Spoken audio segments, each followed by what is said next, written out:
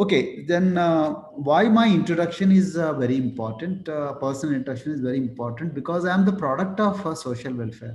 This is very important because having a product of social welfare sitting on the chair which handles the organization or being the head of the department of the same sector gives you a lot of inherent advantages. I was born in a very remote forest area of then Andhra Pradesh. Now it is part of Telangana. Nalamala Reserve Forest, a tropical deciduous forest range. And then I saw electricity in my eighth grade. So you can imagine the kind of backwardness which we faced in those days. So, and my both parents were teachers, and then in spite of them being teachers, we had to face a lot of resource constraint in those days. I'm talking about 1970s. So then I studied up to 12th grade in Telugu medium. So that is our medium of instruction in those days. And I came across English as a medium of instruction only after I joined a professional agricultural university, Andhra Pradesh Agricultural University, which is located in Hyderabad city, right? So we didn't know ABCDs about civil services, and then neither there was anyone to talk about the civil services. So in our childhood, we never came across the role models which we talk about today. The role model is a in thing we talk about today. So, but in those days, our role models were, poor rickshaw pullers or the auto driver. Autos were not there. Motorized autos were not there. Rickshaw pullers, and then jeep drivers and so on and so forth. So we didn't have great role models to emulate to move upwards in the social ladder. So that was another constraint. So since there were a lot of resource constraints in the villages in which we were brought up, my mother took a very smart decision. So my mother said, "You have to go out of this village, and even if it means that you have to stay in a social welfare hostel, so you have to stay. We have no other choice. Otherwise, you will end up as an agricultural laborer, and then you will be trapped by all the social evils in the villages. And then, which even though you are a son of a police officer, teachers." So that was a kind of gyan my mother gave me. So the kind of wisdom that she gave me, both my father and mother, but more so my mother.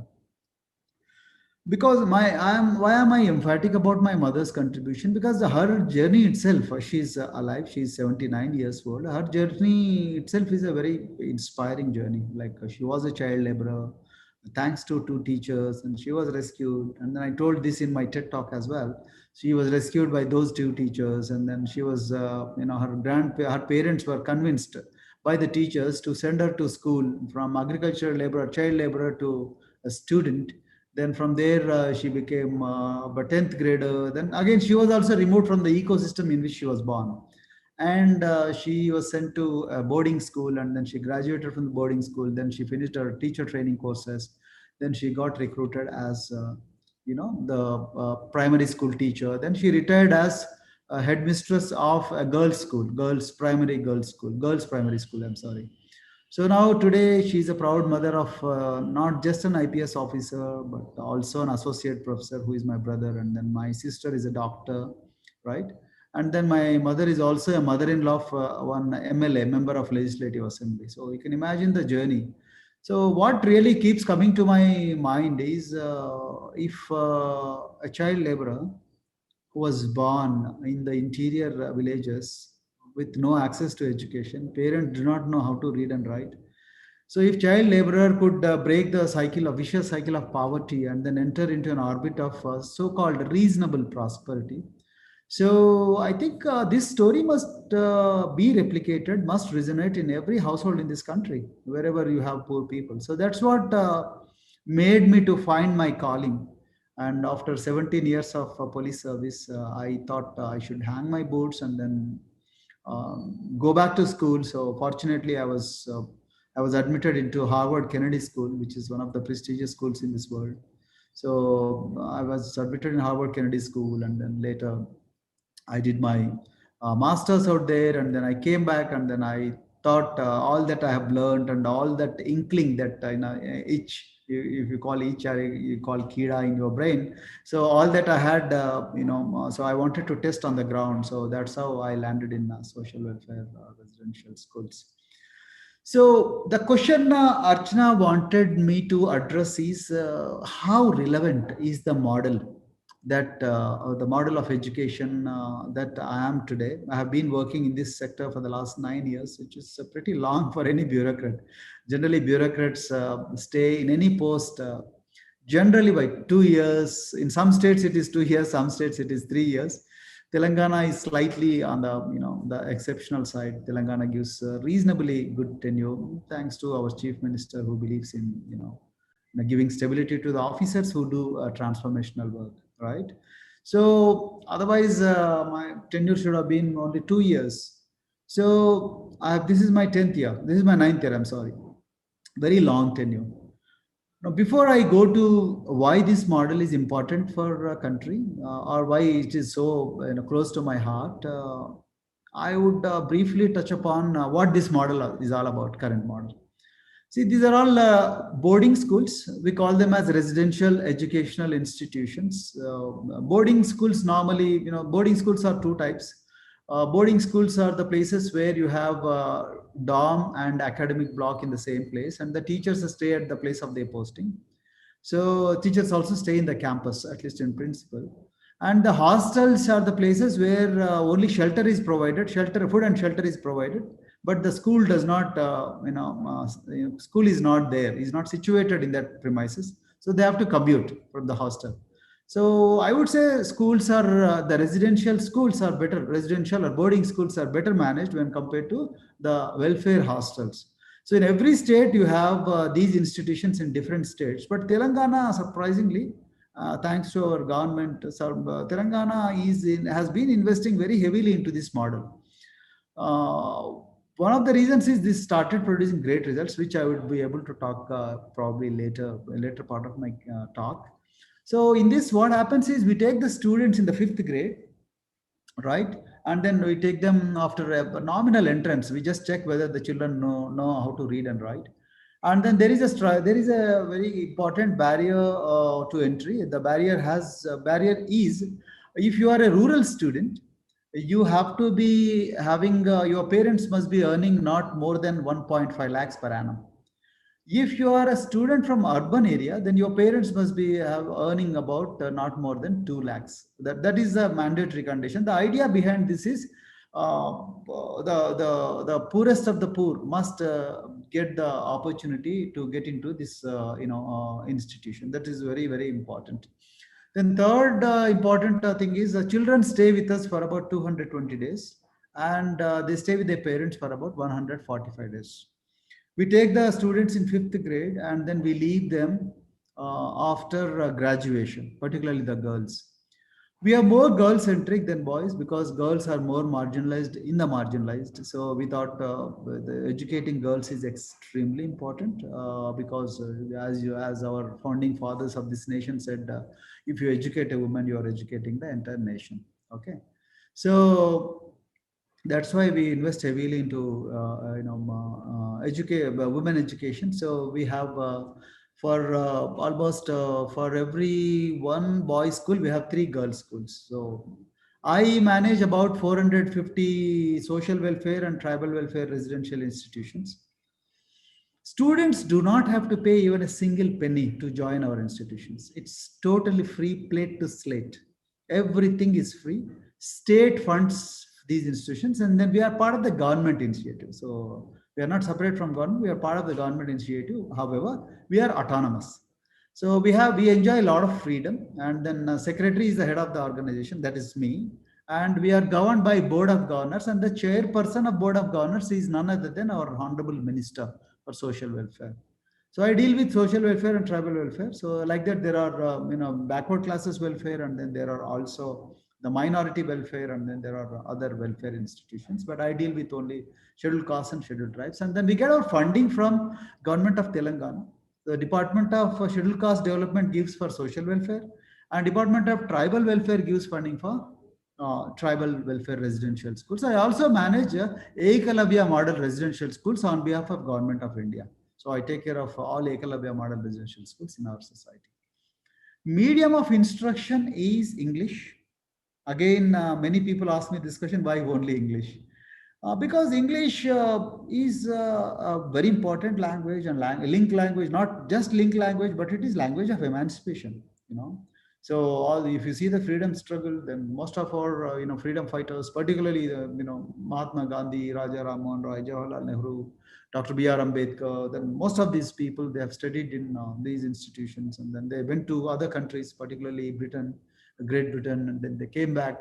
Then that is one, and then after that also the communities and the sections of the population which have adopted English, they have progressed faster in their in their social ladder when compared to the communities which got stuck with the mother tongue. This is a very sad reality, but this is a fact. My argument and the government argument is same. So what they say is, why not poor also have the same luxury of English language? Why only rich, ultra rich, uber rich people only have that? Anyway, that's a different debate. But coming back to our state government's policy is, we should have the education in English medium. Even for poor people also deserve education in English medium. That doesn't mean that we are neglecting the mother tongue. So mother tongue is very important for us, and then we most of our transactions, we have in Telugu as a second language in all the institutions. So we are not neglecting mother tongue in any manner. Then earlier we used to have schools only up to 12th grade, but we convinced our government to start residential degree colleges for women. This is very important. Why? Because our girls used to get married off after 12th grade. The tragedy was, these girls had so many, we invested so much of time and energy on these girls, and by the time they became young women, and their dreams are all buried alive. We didn't want that to happen. So we requested the government, please sanction us the degree colleges. And they sanctioned about 47 degree colleges for these girls.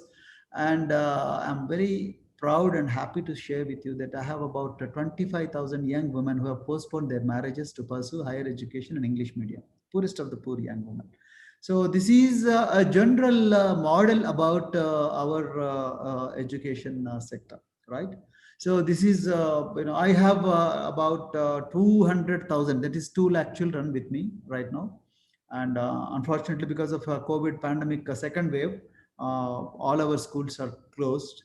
So we don't have students in our campuses. And then remote learning has not been a great success, but we have started village learning circles. So wherein our teachers go to the villages and then give inputs to the students, and then students are delivering the lessons on behalf of their teachers. So students are handling the classes on their own. So every 3-4 villages have been clubbed into cluster, and then this cluster is given to a commander, and commander could be a 9th grader or 11th grader or 12th grader or a undergraduate student. So these people are delivering all the lessons to the students, to their cohorts, and then to the juniors in the villages. Is something which is a very unique in this model. So that's about a brief about our institutions. And another thing I forgot to mention, that we spend about 58,000 rupees per student per annum.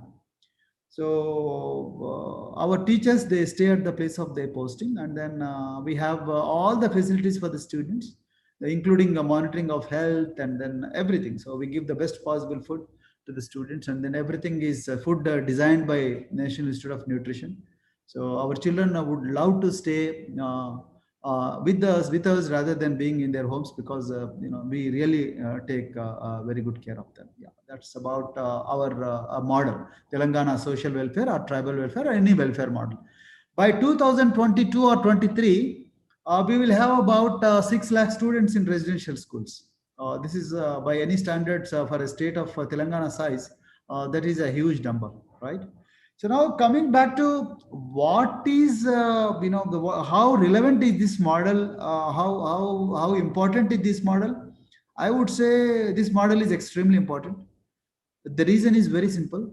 Poor people in this country have no social capital.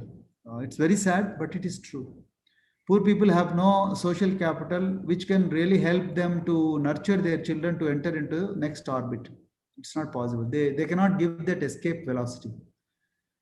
Then poor people have no, they have a lot of, they face a lot of structural barriers. One could be, literacy is, as I have said already, literacy is a barrier. Illiteracy is a barrier. Then second is economics. They don't work in their favor. Third is access to schools. So more importantly, they have no idea what to tell their kids. They have aspirations, but they have no idea. So there is a huge missing link out here. So that missing link can be solved by, to some extent. Not, I'm not saying that residential schooling system in this country is a panacea to all the problems. Probably it could be very expensive, but if you are very creative, it can be a semi-residential school, or because in the government day schools you spend about probably 45 to 50,000 rupees per student per annum. What I'm spending is 20, maybe 15,000 rupees more per child. 15,000 rupees is nothing. See, in the Telangana Education Department, the budget is about 8,000 crores. 8,000 crores, and 80% of it goes for the teachers' salaries. So what I'm trying to suggest is, if you are willing to spend about 15,000 rupees more per child per annum, probably you can have a beautiful residential, semi-residential model, at least for poorest of the poor students, and whose number is very huge in this country, right? So I would argue that this model is very relevant to educate poor people so that they can stand on their own. That's point number one. Number two, the medium of instruction is extremely relevant, not just the model, but even the medium of instruction. So by design, Telangana government said all the residential schools must be in English medium. That's one of the reasons why, although we are a government school, we have 4 students competing for one seat every year. For example, I have about 35,000 seats, 35,000 openings in 5th grade, and then about 189,000 students, 170,000 students apply for these 35,000 positions. I feel sad to close the doors of those people, those people who are unsuccessful in getting admission. So I think everybody should be getting admission in these schools. So government, this is a matter of right, rather than somebody's prowess. Somebody is really competent to get into these institutions. That's another point. So the medium of instruction is one of the important pull factors that we have in our schools, and then all our schools up to graduation, they are all English medium schools. And this year we have introduced a post graduation and integrated law courses as well. Then the third important thing is multi-stakeholder. So our stakeholder engagement is absolutely out of box. So we not just deal with the students and the teachers, but we also deal with the parents. We also deal with the community leaders, and we also educate the members of village level assemblies and village level local bodies and all of that. We continuously educate the community. So this is a multi-stakeholder approach, is a very important design in our very important component of our residential schooling design. So I'll talk about these things in the later part of my presentation. So this is about importance of T-Series in the gamut of whole education sector, right? Then Archana, you wanted me to talk about the key milestones that I have achieved in this journey. That's again a very important thing, because as I have already told you about, I gave you a snapshot about the institutions and the model. And let me also tell you the key milestones, the kind of achievement, if you call them achievements. Okay, they're achievements. So first important achievement is overcoming the rejection. So I'm a police officer, and our organizations are used to Indian Administrative Service officers. So either the educators or the Indian administrative officers. So the very first day I took the charge, so our people said, you can't enter our institutions because this is for the, sorry. This is for, this is for the educators or Indian Administrative Service officers, but not for the people who always come with AK-47 and then Glock pistols. So that is one important rejection factor. So, but I overcame that because I told my teachers and the union leaders, because education sector unions are extremely powerful. So So I told them that, look, I am not here as a police officer, senior police officer. I am here as your product, because I am the product of the same system. So I wanted to strengthen your hands. I wanted to understand my junior colleagues, the lives and the dreams of junior colleagues, so that I can serve them better.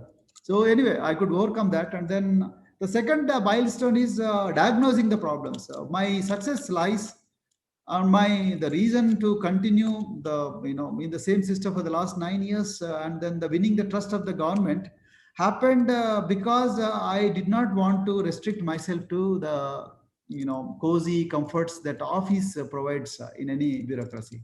So offices are very good, and then you have all facilities in the office, and then you feel really happy in the office and you get used to. But I jumped out of the office and then refused to go to office for first 6 to 8 months.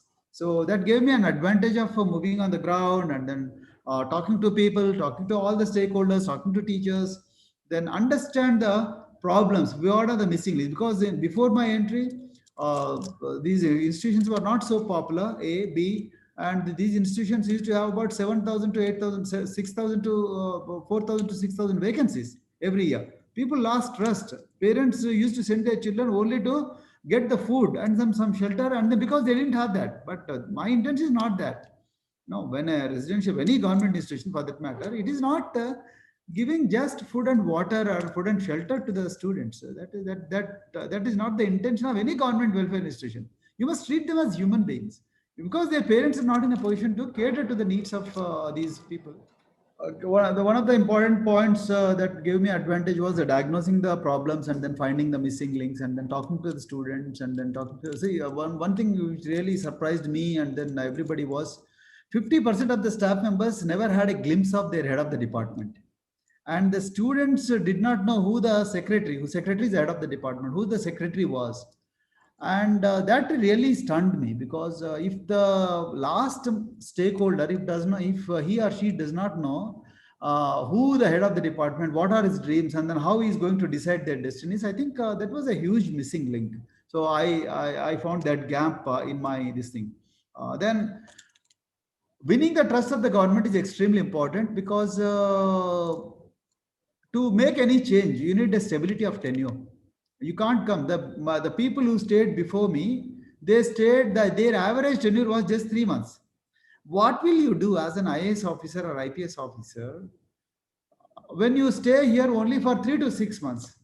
What will you do? So you first month you do, and then you try to understand system, and then after 2 months you roam around, and then after that you again prepare for the next assignment. So that was not at all a kind of acceptable proposition in the uh, in the in the scheme of things. So winning the trust of the government and then winning the trust of the chief minister gave me a lot of advantage. Well, of course, I won this because of the kind of work that we did for the last so many years. So then understanding the dreams of the students, this is very important. So that gave me a lot of advantage, because otherwise if you are hungry, then you give food, and then if you are thirsty, you give water. Then if you don't have shelter, and then you give shelter. But that is not the intention of the welfare, any welfare state. You should go beyond that. That is basic minimum of human right. But what is beyond, if you see the Abraham Maslow's hierarchy of needs, the basic social needs, basic biological needs are met. After that, what? So we went beyond that, and then we try to understand the needs of the psychological needs, and then the aspirations of the parents as well as the students in their homes and then the colleges, etc., etc. Then earlier we were a Telugu medium, partially Telugu medium school. Then we converted all the schools into English medium schools. That gave me a lot of advantage, right? So then we changed the menu of the food, and then we changed the medium of instruction, whatnot, everything. Then similarly, there were no the physical literacy. When I say physical literacy, the outdoor literacy, the games and the excursions and the field trips and the hiking and all that. So that was a forgotten domain in our institutions. I'm very sorry to say this. And then similarly, the summer camps. Summer camps is again very, very important. But you believe it or not, most of our girls used to never come back after they go back to their homes. The reason is very simple: either they end up as again agricultural laborers, or they end up as young mothers. So we didn't want that to happen, and then some of the boys used to die in the accidents, etc., etc. So we didn't want that to happen. So that's why we started summer samurai campaigns, and then every year we started training about 60 70,000 students in summer camps. And summer camps could be horse riding, coding, computer technology, movie making, then animation, then jewelry making, then fashion technology, whatnot. Everything we have introduced for these students. So summer samurai is another important thing that happened. Then recruiting the teachers is a very important milestone, I would say. Earlier, there used to be about 60 to 70 schools, 70% of the teaching posts used to be vacant, and then we used to go to whoever there is, the kind of qualified. We used to take them on a part-time basis. So, but we requested the government, and we could successfully argue our case before the government, and then get almost all the teachers posts recruited through proper channel. Although we have still some issues with the process of recruitment, but the teachers recruitment as such was done in a very transparent manner and by a constitutional body, and this gave us a lot of advantage, right? Then similarly, we went beyond the schools. So school, in my view, school should not be defined as just a building surrounded by a compound wall with 7 to 8 classrooms inside. That's not the school. The school for me is the community. Also, school community also is an integral part of school. So for me, so what we did, so when I broadened my definition of school, so what I did was I requested the teachers, whenever they get any time, so I requested them to go to the communities and then educate the parents as well. So that gave us a lot of advantage. The language the parents speak, and the language my students speak, and the language teachers speak, you will not believe, is almost same. I'm not talking about the English language, I'm talking about the vocabulary that is used. So when I say pedagogy, so our most of our parents who are reasonably educated, not pedagogy, at least let's say quest or impact program. Impact is the time where all the parents come and then sit in the schools, and then the alumni come and then they share their successful stories, etc., etc. So that gave us a lot of advantage. That one of the important milestones is bridging the gap of vocabulary, or making the vocabulary common for both parents, teaching staff, and the students. So that is very important. Similarly, the competitive arena. So this is a very important milestone. So no matter how nobler your intentions are, but if your intentions are not, if they do not result in tangible achievements, I think your intentions will be of no use. So you could be very philosophical in your approach, and then you could be very germane in your intentions. But if they don't result in tangible improvement, I think parents will not, the stakeholders will not appreciate. So in that on that front, we really scored very good points. So we could send a lot of children to IITs, NITs, then Tata Institute of Social Sciences, and then Pondicherry Central University, all central universities for that matter, and the prestigious private universities with full funding, then medical colleges and the foreign universities, whatnot. So there's a huge list of these things. I don't want to mention all those things, but this has become a new reference point. Earlier, communities used to talk about providing quality food to the students. Today, the same communities are talking about quality education. Same communities are talking about speaking in English without errors, doing mathematics without any errors, writing the competitive examination. So the terms of reference for the community have been successfully changed. This is one of the important key milestones, the important milestone that we could achieve in this journey, right? So there are a lot of success stories. You have asked me to talk about a few success stories, but there are a lot of success stories. So, some of the girls, like for example, a girl called Degavat Girija. I'm talking about the recent example. Degavat Girija. She could have ended up as a mother at the age of 17, 18 years.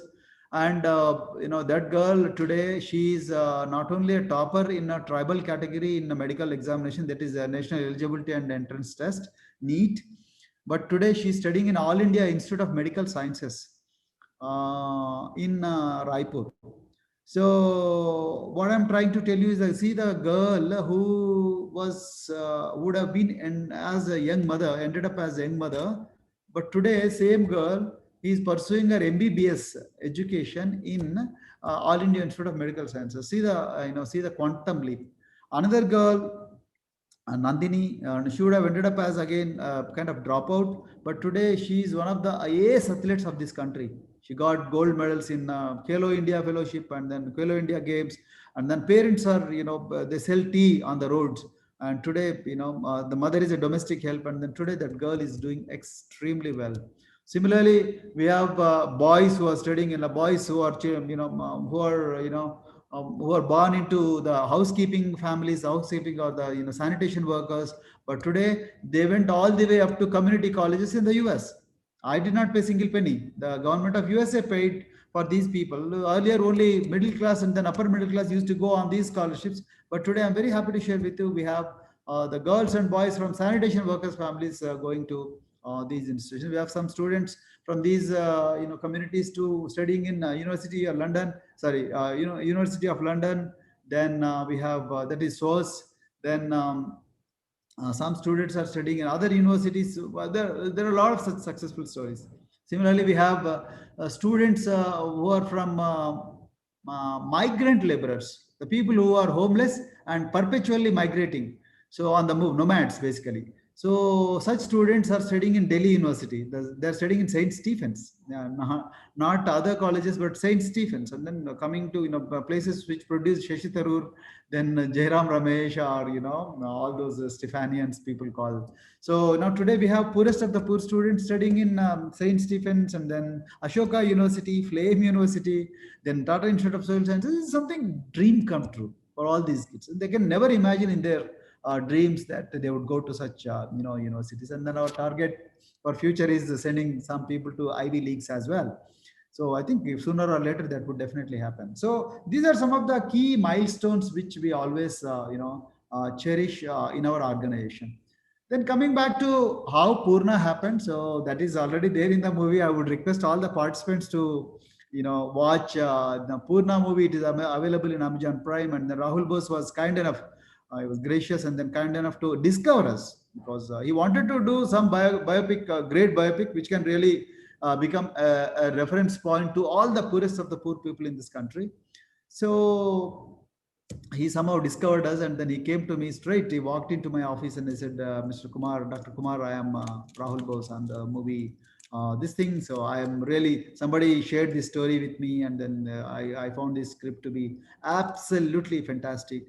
So then he said, I want to produce a movie, produce and direct and act in the movie, and then I wanted to play your role. So he had spent almost, we had spent almost 15 times. So we came to my office 15 times, came to my home, and then he wanted to see how I live, and then how I function, how I go to schools, and then what do I do when I meet the children, all that. So he's a very humane person, and then with a lot of secular and then very liberal values, and he has a lot of heart for the poor people. So I think no other person could have done a better story than Rahul Bose.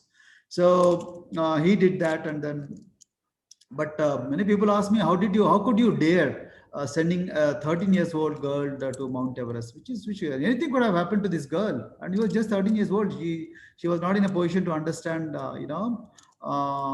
she was not in a position to understand the dangers Everest would always, throw. So, but we took, it was a very risky decision, because of course, we told the dangers to both the parents and then the girls and their families and all the students who went for rock climbing, basic mountaineering, advanced mountaineering. It's not an overnight affair, but takes about 1 year of training, etc. But we didn't have any world record in our sight. But we wanted to make a statement that the poor people from poorest of the poor, particularly the girls, can also go to the highest peaks in this world. So we wanted to make a statement, and then we did that. And then we were fortunate enough to pull it off. And then, although there were 18 people who died in that expedition, but our boys and girls, they were very determined to get the job done. And then a lot of things worked in our favor. I'm not saying that we had in that we have that in us. I'm not saying that, but a lot of including Mother Nature, all such factors have helped us. So what happened after Purna? Purna, I think it's turned the world. Not just the demographics I'm talking about. It turns psychology of people. Now, poor people are very stereotyped, very recklessly stereotyped in this country. Poor people, sarkar ke damat hai karke, like you are the sons-in-law, daughters-in-laws of government, and then you don't have to work very hard. And then if you go to any Quora, you go to any YouTube, you go to any Facebook, you go to any social media sites, and then you have time and again tirades, very sophisticated tirades against poor people, particularly scheduled castes, scheduled tribes, and particularly girls again. So you have a lot of such things happening, but they are very, very recklessly stereotyped. And then Purna and Anand, they proved all these naysayers wrong. They said, no, you are not what, I am not what you all think to be. So we have that in us. And you see where I am today, and where you thought I would be, and where I am. So that's a very powerful statement that girl gave. And today she became a reference point for all those people who are subdued, whose voices are suppressed. Not just a caste, I'm talking about gender as well. There is a gender question here. So all these people have been very recklessly stereotyped, but Purna proved all those people wrong. And second thing is it has changed the conversation in the poor people. So whenever they talk about social welfare, they talk about Purna. Whenever they talk about achievement of success of poor people or giving the best possible education to poor people, they talk about Purna. Whenever they talk about Dr. B.R. Ambedkar, they also the education and Dr. B.R. Ambedkar, they talk about Purna. See, when a tiny girl, a tribal girl from interior forest area, whose home did not have electricity connection, but today, see, she has become a reference point. What does it teach us? To capture imagination of poor people, you must take risk. As Indian leaders for social sector, linear approach won't work.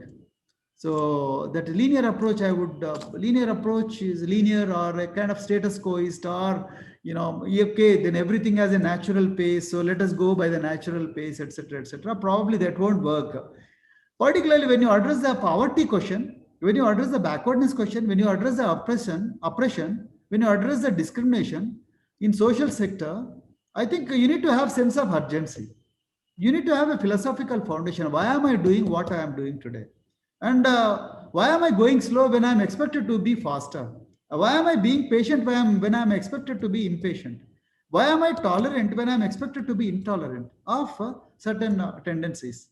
So I think Purna gave us all those answers. Purna gave us sense of urgency. Look, there are millions of Purnas out there. What are you doing to them? There are millions of Anand Kumars. What are you doing to those kids? My mother, there are millions of Premamas out there. So what are you doing to them?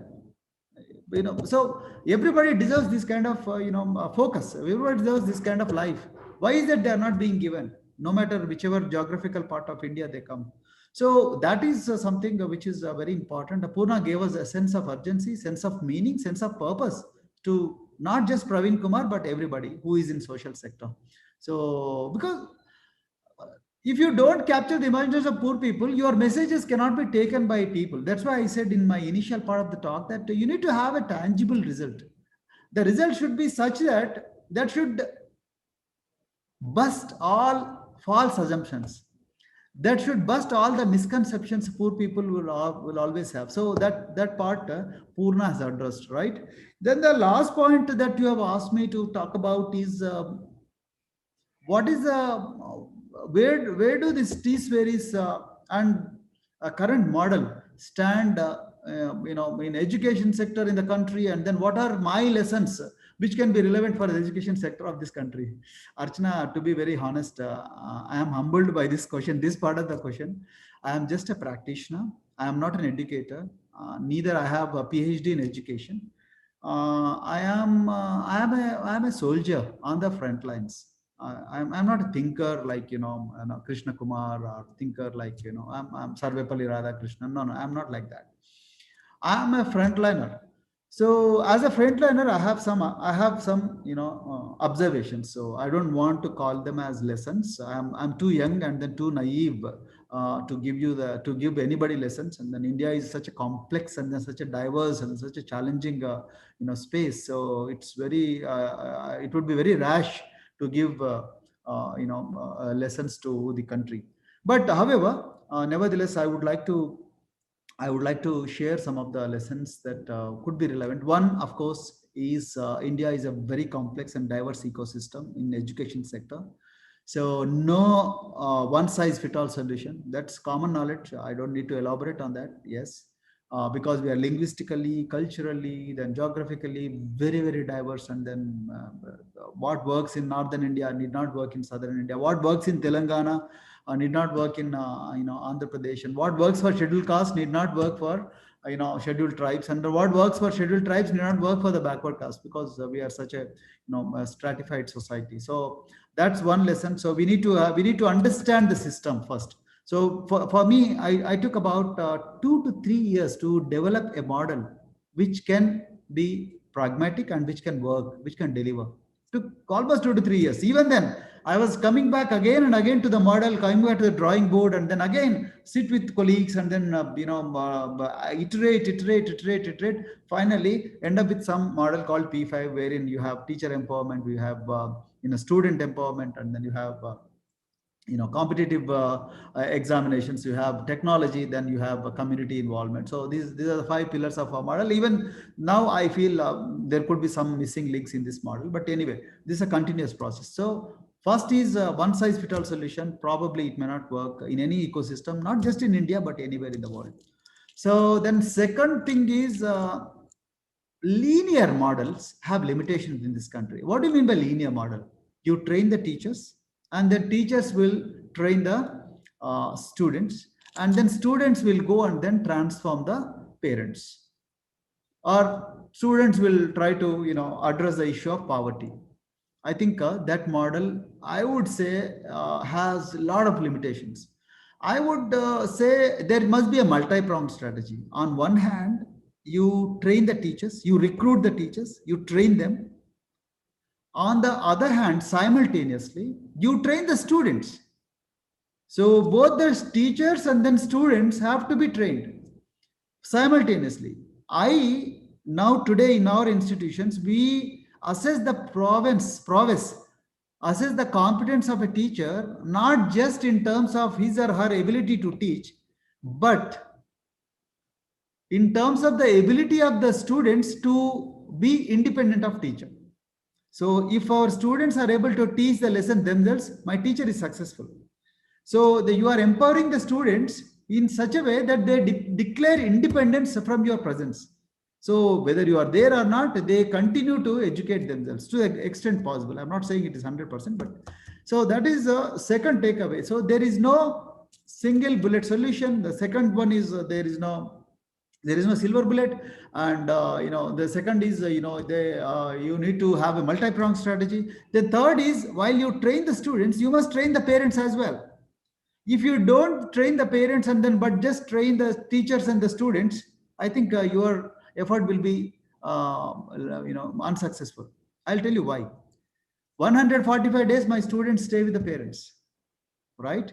And the most of the decisions, even today, the parents take on behalf of the students in terms of their higher education career. And sometimes they can be very bad dampening factors in students, particularly for girls, because girls yet to have that kind of independence which boys enjoy in this country. So a good education system must also focus on parental education. So we need to have IITs for parents.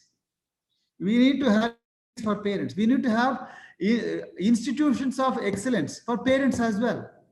No, how they can be designed is a different model. So I'm not saying they should be continuously in the institutions. No, but you must have a very strong parent education program, wherein when a child goes home, then what kind of environment a parent must provide, irrespective of his socioeconomic background, is something which is very important. Then another important lesson that I have learned, and then that could be relevant for Indian education system, is the teacher selection must be no less tougher than SSB. SSB is Services Selection Board.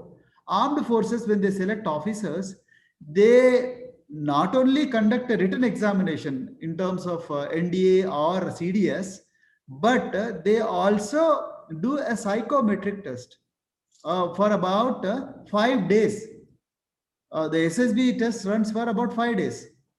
So, teacher teacher selection and training must be on the similar lines. When I say similar lines, not just regimentation of army. I'm talking about whether the teacher is creative, whether teacher is triggering the curiosity, whether teacher is understanding the psychology of the students, whether teacher has empathy, whether teacher understands the ecosystem from which the student is coming, whether teacher understands the aspirations of the parents, whether teacher understands the diversity with which she or he has to operate. So these are some of the factors which are not checked. They are just taught in the psychology in B.Ed courses. But when you select the teachers, you are not looking all these things. I think maybe because of paucity of time, maybe because of the huge numbers, we are not looking into these things. But India, if it has to compete with Finland, it has to compete with Singapore. It is not the question of giving more salary to the teachers. That is not going to solve your problems. It is how you drive the sense of purpose. How do you select the most deserving individuals? How do you drive the sense of purpose into the brains of teachers on a continuous basis is something which works for India. Similarly, over emphasis on technology solving the problems, I think that is a misguided notion. Over emphasis of technology, I think that is a very rash assumption, which I would be very cautious in adopting technology. The way it is being pushed into the classrooms, the way it is being pushed into the education space, I think sometimes I get really scared because teaching and learning has to be physical. It has to be a tactile environment. It has to be a very in a personal environment. It doesn't have to be, we are going through a pandemic, and then I'm able to see the results of online learning.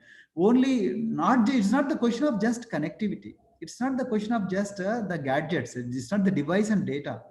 It is more than device and data. It is the cognition. It is the psychological factors. It is the attention factors. It is empathy.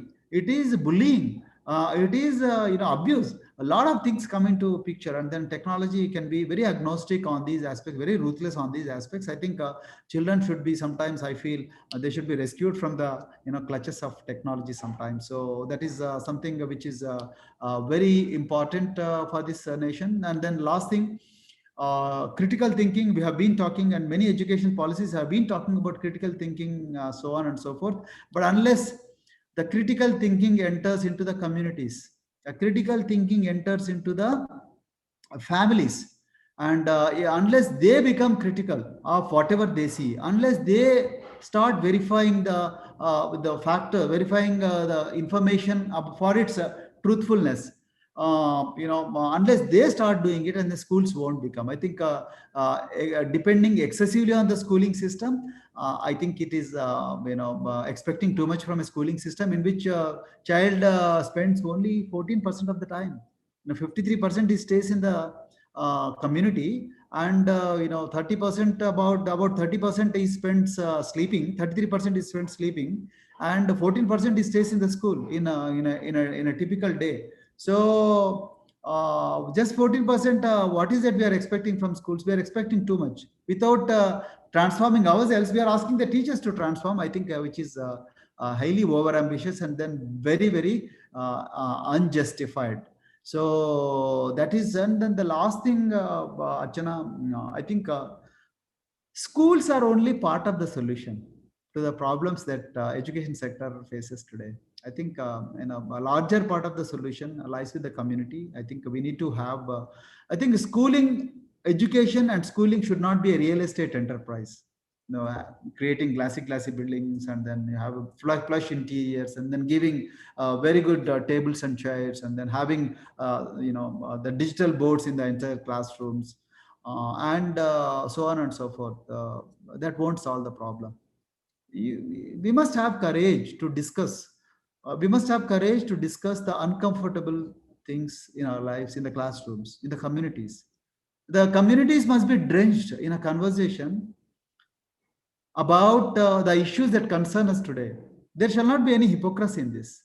There shall not be any pushing under carpet about any issues, be it caste, be it gender, be it discrimination, be it economy, be it foreign exchange, be it foreign policy, be it India, China, India, Pakistan, be it global affairs and geopolitics, whatever it is, how much ever income uncomfortable they are, but they must be discussed threadbare. And then that kind of a sense of accommodation must come from, of course, schooling, but schooling cannot be a beginning point. But schooling should only facilitate such kind of conversation. It cannot trigger on its own. I think it is the larger responsibility lies on the communities, lies in the families, and lies on social sector, the leaders like you, leaders like, these are the people. I think they should be doing a lot of things. And then last thing I want to tell you, whatever we are today, it is because of organizations.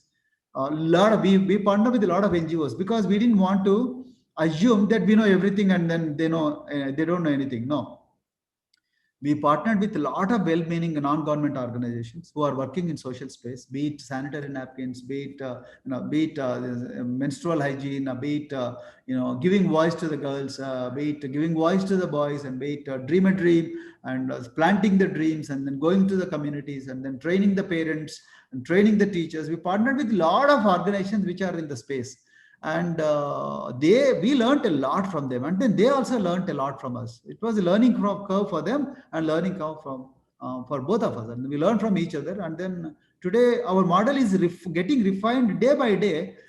It is because not just because of the internal resources, but from the external agencies as well. So I really thank them on this platform for whatever they have been doing, and then I would be very, very happy to learn from all the leaders in your network as well. So whether it is education or social sector, whether education, health, or economics, or livelihoods, I'll be very, very happy to learn, because all are intricately interlinked with each other. So thank you so much, Archana, for giving me this opportunity. So now I stop here, and then I would Yeah. Thank you so much, sir. I feel like we could go on and on just listening to all of your experiences on this journey. I feel like you've shared with us not just the work of the team and what it's done, but also just it's almost like getting a behind the scenes lens of all that went into it. What did you do before? What did you do during? Who are the different people who you work with? So very, very grateful for this. I'm going to actually move on to a question and answer. We have a bunch of them. Many of them you already touched upon in your address. And so, for all those who sent in the questions, do know we'll prioritize questions that probably Praveen sir hasn't touched upon so far. Um, so, one of the questions that a couple of people had, including somebody who's a principal at CTWR's Center of Excellence from Warangal, was about how important child safety is in the residential schools that you work with. And so the question was around, one, for people who work with residential schools across, what are some things that that you've seen work to make sure that children are safe? And particularly right now, when there is repeated shutdown of schools by the government, what are some things we can do to protect and provide safety for our young children and young adults? One is our schools are extremely safer, and not just we have teachers staying at the places of their posting, and then our dorm parents continuously monitor the activities of our students in the dorms. And then even after school hours, our schooling staff goes for night rounds, and then whenever we get any the cases of abuse and all, we have a zero tolerance policy. And then we post women to all the girls schools, so no male staff is allowed, and then to the extent possible. And we have suggestion boxes, and then we have the sessions, and then we have arrangements wherein the girls can always share their concerns with us. And we have community coordinators who can also, when they go to parents, and then parents also, because sometimes girls share these things with the parents, and then parents also share a lot of information with us. And whenever we come across these things, and then we open a tough investigation, and then a very thorough investigation is done, and with a lot of sense of urgency, and then we see that the culprits get the maximum punishment, not just in terms of department. Sometimes we go to the criminal investigations as well. Similarly, in terms of the abuse aspects, we also talk to the students, and then we also talk to the parents, and we also screen the people who come to meet the children, because not every day they can meet, and only on designated days. It's once in a month, not more than that.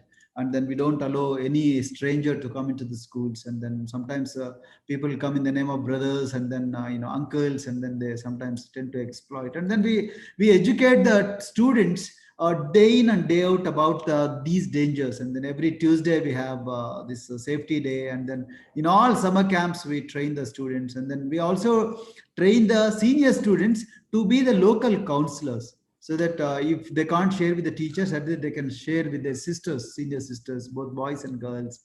And to a greater extent, we have been able to, why greater extent, almost 99% of the times, when we come across the information, it will be thoroughly investigated. So our campuses are reasonably safe. So in terms of pandemic, now students are not with us. That makes us feel very sad.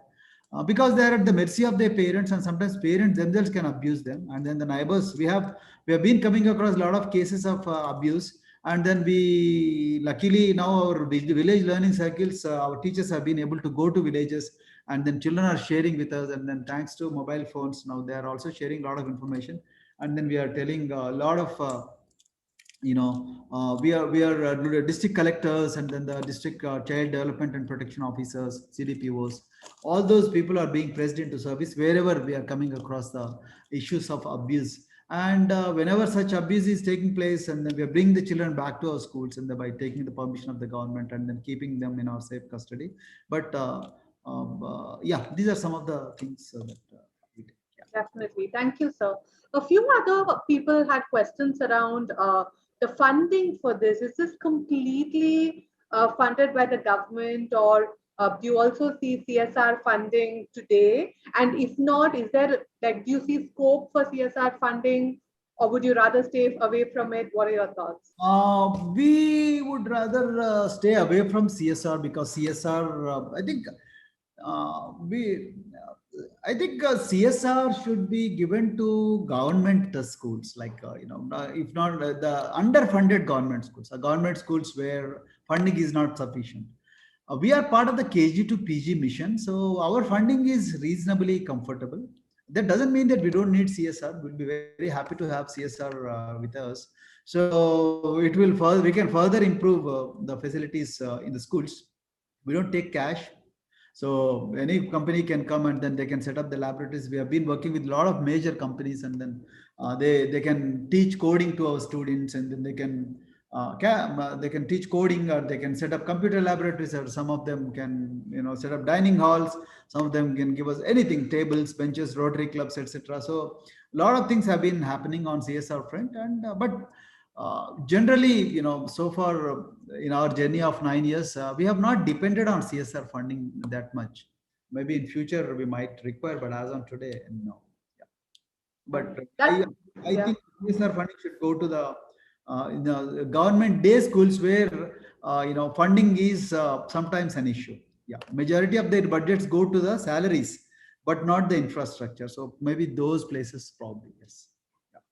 That's helpful, sir. Another set of questions are around, so when the students are in the residential mode, and then when they step out, to either, as like you shared, in terms of joining colleges or workplaces, what are some things we found in terms of helping them integrate with the wider members of the society? And are there some lessons that you've had on what are some things that you've done when they're in the residential module that actually helps them be completely prepared for when they're joining the environments? I think residential education gives that sense of independence, sense of self-reliance, and sense of confidence. And then you get comfortable with diversity, and then also you develop a lot of camaraderie, and then so you will not be emotionally disturbed or emotionally dependent on outside agencies. So you are on your own most of the times because you are away from your parents. So that is a brighter side. On a flip side, 145 days, sorry, you are away from your parents. So the touch of parents, and then the parents and then the children, that that kind of bondage, it might not be that stronger as it has to be. But fortunately, our model is a kind of hybrid, wherein I don't keep the children for 365 days with me.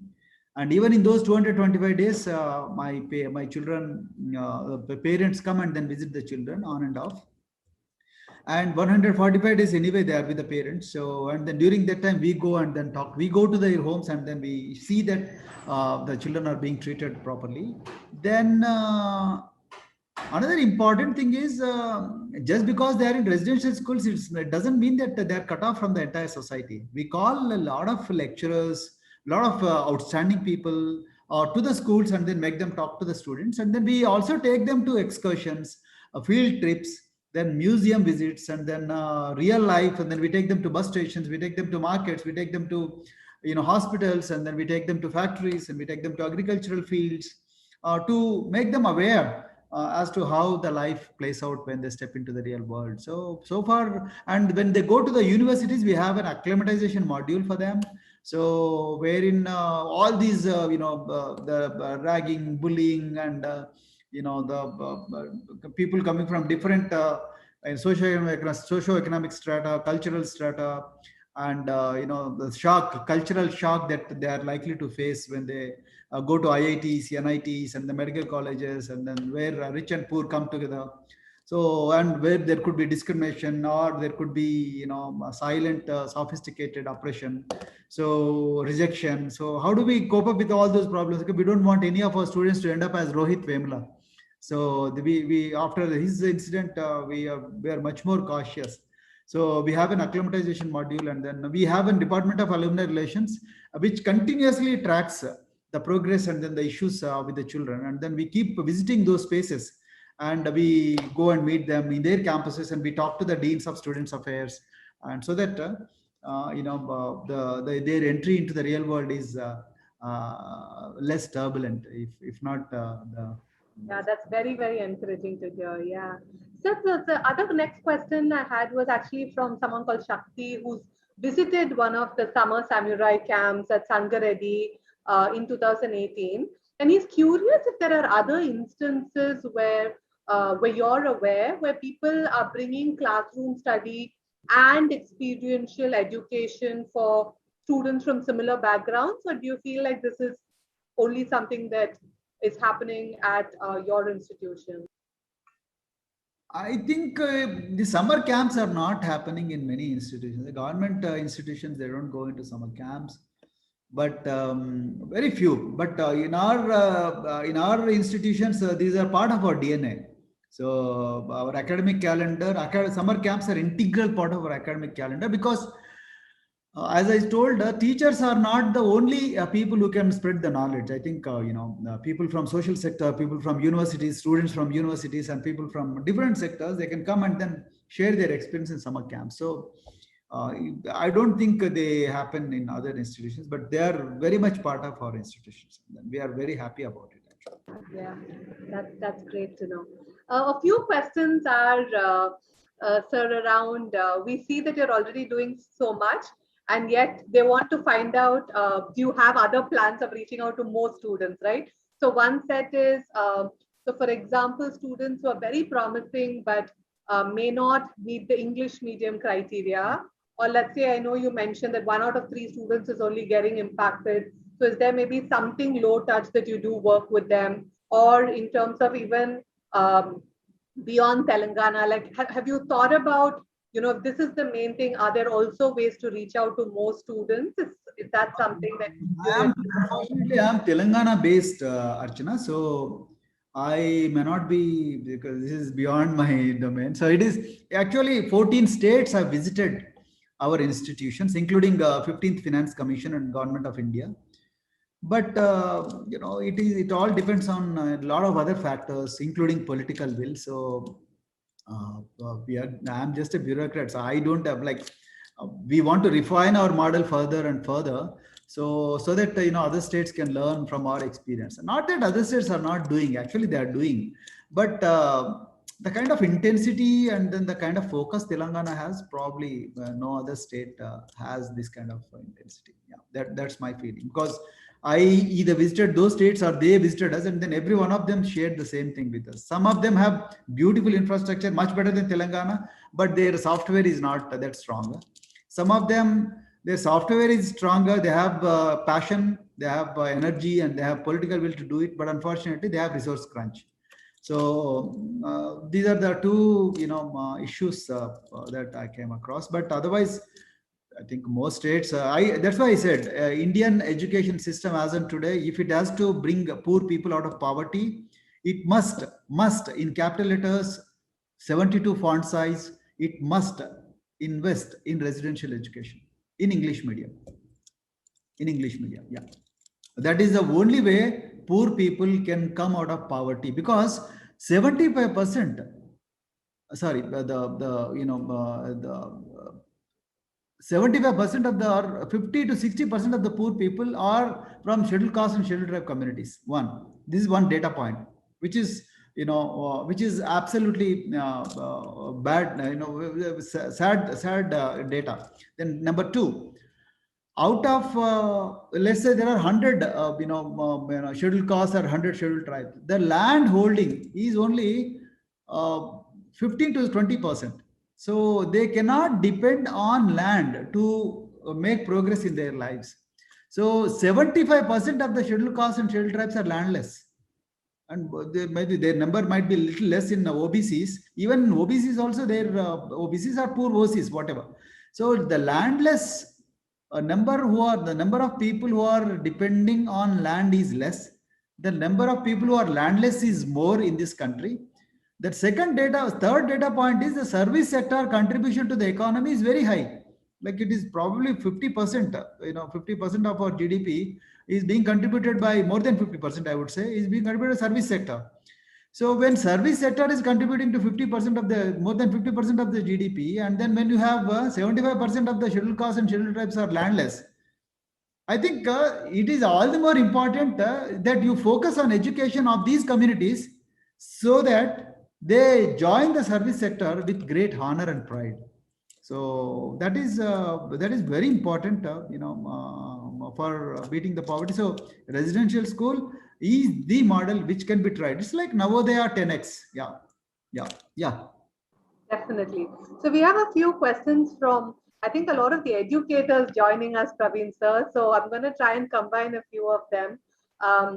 Everyone's struck by, of course, the high quality of teaching that's necessary to be able to create the results that you are creating. And so can you talk to us a little bit about, what is the teacher recruitment selection process like? Somebody wanted to know if they can actually access it somewhere. Also, in terms of the pedagogy that your teachers use, what is the work that you do with them? Do you also work with other partners? I know you mentioned there are several NGOs you work with. So do you also do some work around, you collaborate with other NGOs around pedagogy? So just tell us a little more about the teaching side and what goes on behind investing in those teachers who then work with students to do all of this wonderful work. We select the teachers, who are postgraduates. We don't compromise on that. And then minimum pass percentage is marks are 55. So then second thing is we have a very tough examination, a preliminary exam, the preliminary and main examination for teacher recruitment, and they could be in English medium, right? Except for regional languages. Then third important is for principal's post, we have not just written examination, but also the interview, personality test is there for the principals, right? And our teacher training takes place, foundation course takes place for about 10 days initially. So these 10 days, we train them in 6 days in the institutions, and then 4 days in the community. So they go to the communities, and then they understand the where the students coming from. So in the ecosystem, so that their sensitization levels are reasonably better, and then they understand the aspirations of the parents, and then the sensitive about the needs, emotional and intellectual needs of the students, right? So then every year, every student, every teacher has to undergo different modules of the training, like dom parenting, like psychosocial services, and then you have psychosocial services, the pedagogy of different subjects, because each subject requires a different pedagogy. Okay, so then also the sports and games and physical literacy. So all these things are our teachers are trained, and then we go by a cascading model. So in cascading model, we train the resource persons in a huge manner, and then these resource persons go back to the regions and the districts, and then they train the teachers in turn. And every 3 months we have a reunion seminar of all the teachers, and we have, fortunately now we have pandemic, so we have been doing a lot of Zoom training sessions, and then this has become a very important point. And yeah, so these are some of the important things. And then we have a very strict performance appraisal policy. So it's not just based on the results in the board examinations, but results in everyday, results in everyday classroom. So how, whenever we go to the schools, and then peer to peer evaluation, or external evaluation, all these things are taken into account, including the out of box experiments a teacher has been doing. So all these things are taken into consideration when we assess the quality of teaching. And also we have selected about 150 to 200 future leaders who can be, so we are trying to create a pool of leaders in our schools. So they are sent to different parts of the country, and sometimes different parts of the world as well, and then whether offline or online, and then they're made to understand a lot of experiments that are going on in this country, whether in government sector or private sector. And then we come back, and then we try to refine our academic calendars and things. So these are some of the things. And then we also reward the teachers for their out of box experiments. We also reward we are okay with the failures. Some experiments might end up as failures, but that's okay. We don't mind failures. And we just don't reward them on the basis of the marks as children obtain in the exams, but it is based on many other parameters which are sometimes intangible. That's helpful. So that's for all the educators there who had questions around how they do this, and so I'm sure you can also piggyback on some of what Sir shared to. I'm a police officer. I should be talking about Indian Penal Code and then Indian Criminal Procedure Code, and then without knowledge, I started speaking the language of educators. So they must Yeah. apologize. They must forgive me if I have committed any mistakes. Yeah. Definitely, sir. So a lot of people listening in are people from the corporate sector who've either now shifted to the social sector or who are actively thinking about ways to shift to the social sector, right? So I'm curious, sir, in terms of particularly, let's say they are in Telangana now, what are some ways in which they can come forward and work with your institution? Are there opportunities to Yeah, volunteer, yeah. do There are projects? there are opportunities. Yes, there are. Like, they can walk into our office, absolutely no problem, anytime. So second thing is they can help us in training our teachers. They can help us develop our curriculum. They can help us in assessments, right? They can help us in summer camps, like organizing summer camps. Like many people, even after spending about 15 to 20 years of corporate life, suddenly they feel dissatisfied. Sometimes a midlife crisis. I mean, all these things happen. It's very normal for any human being, for that matter. So all such people, they can always come, and then they can share their experiences with the students. They can be a very good role models to all our students. So they can be lecturers of life. They can come to our college, and then they can talk to them about how life is all about. Then they can also conduct summer camps, and then they can introduce these children to different world of opportunities. They can bring in a lot of opportunities, and then you can talk about a lot of opportunities. They can talk about a lot of soft skills that are required, which normally poor and rural children will not have. So they can develop modules for the soft skills, and then they can also talk about the needs of the industry and then the current scenario in the education system. There are many opportunities to work with us. Absolutely not a problem. In fact, we are looking for more and more people from and not just corporate, but even the social sector also to engage with us, so that we learn a lot from them, and then they also feel gratified. And so there's an invitation, especially for all those of us in Telangana, to Yes. definitely reach out and find ways to collaborate, contribute, and learn in this journey. I am aware of time. We could keep going on for at least 3 more hours, but I do want to respect your time. So, what I'm going to do is I'm going to pause here and use the next 2 minutes to ask all of our participants attending today to take a minute or two and share where are you at the end of the session? What are you thinking about? What are you feeling? Anything that you want to share with Praveen sir? So you can put it either in the chat window. We've opened up both the chat window, or you can leave it as a comment in the question and answer section. We just love to hear from as many people as possible attending in terms of what is staying with you as we've listened to Praveen sir. Because I think, Praveen, so for me, it was just such a powerful reminder of when there is the will and to have a leader like you, so much is possible. I remember seeing the movie Purna and feeling like, every step she takes felt so personal, right? Like we really want her to succeed. And I can imagine you being able just doing that with so many children and young adults. So very, very grateful, I think, most importantly for the work that you've been doing and inspiring so many of us across the world, I would say. And also for taking the time today to be with us and sharing so candidly about your journey, the struggles, the things, and it's a very wide range of audience. I do want to acknowledge we have educators, we have corporate people, we have social sector people, and I think you've definitely offered perspectives and questions that people, I'm sure, are taking away with. As we see people come back with comments on the chat window, sir, I'm going to come back to you with just one last question, which is I'm curious, how would you like to be remembered?